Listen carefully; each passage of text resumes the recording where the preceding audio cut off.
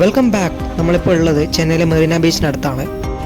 മെറീന ബീച്ചിനോട് ചേർന്ന് തന്നെയുള്ള പ്രശസ്തവും പൗരാണികവുമായിട്ടുള്ള സാന്തോം കത്തീഡ്രലിൻ്റെ കാഴ്ചകളിലൂടെ നമുക്ക് പുതിയ യാത്രയുടെ വിശേഷങ്ങളിലേക്ക് കടക്കാം. കൊളോണിയൽ കാലഘട്ടത്തിൻ്റെ പ്രൗഢിയും പ്രശസ്തിയും വിളിച്ചോതുന്ന ഒരു ഗംഭീര നിർമ്മിതി തന്നെയാണ് സാന്തോം ചർച്ച്.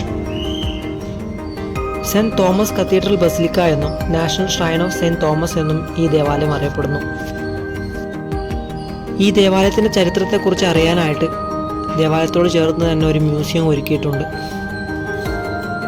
1523 AD പോർച്ചുഗീസുകാരാണ് തോമസ് ശ്ലീഹായുടെ തിരുശേഷിപ്പിന് മുകളിൽ ഈ പള്ളി പണിതത്.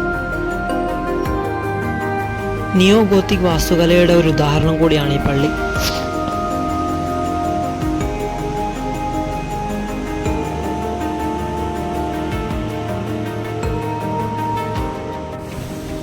പള്ളിയുടെ പ്രശാന്തവും പ്രാർത്ഥനാ നിർഭരവുമായ അന്തരീക്ഷത്തിൽ നിന്ന് മാറി നമ്മളിപ്പോൾ ഉല്ലാസത്തിൻ്റെയും വിശാലമായ കാഴ്ചയുടെയും ലോകമായ മറീന ബീച്ചിലേക്ക് ഇറങ്ങിയിരിക്കുകയാണ്.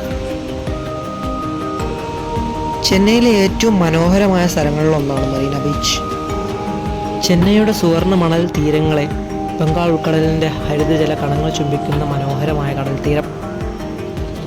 13 കിലോമീറ്ററിലധികം നീളത്തിലാണ് ഏഷ്യയിലെ തന്നെ ഏറ്റവും നീളമുള്ള അർബൻ ബീച്ചുകളിലൊന്നായ ഈ കടൽത്തീരം നീണ്ടു നിവർന്ന് കിടക്കുന്നത്. ഏറ്റവും മനോഹരമായ സൂര്യോദയം കാണാൻ ആഗ്രഹിക്കുന്നവർക്കുള്ള ഏറ്റവും മനോഹരമായ ഒരു ഡെസ്റ്റിനേഷൻ കൂടിയാണിത്.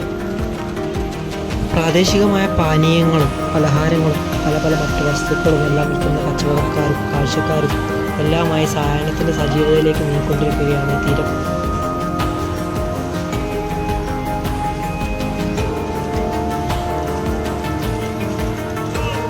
മറീന ബീച്ചിലെ മറ്റൊരു പ്രധാന ആകർഷണം എന്ന് പറയുന്നത് തമിഴ്നാടിൻ്റെ രാഷ്ട്രീയത്തിലും ചരിത്രത്തിലും പ്രധാന സംഭാവനകൾ നൽകി ജനമനസ്സുകളിൽ ഇന്നും കുടികൊള്ളുന്ന MGR, ജയലളിത, അണ്ണ, കരുണാനിധി എന്നിവരുടെ ശവകുടീരങ്ങളാണ്.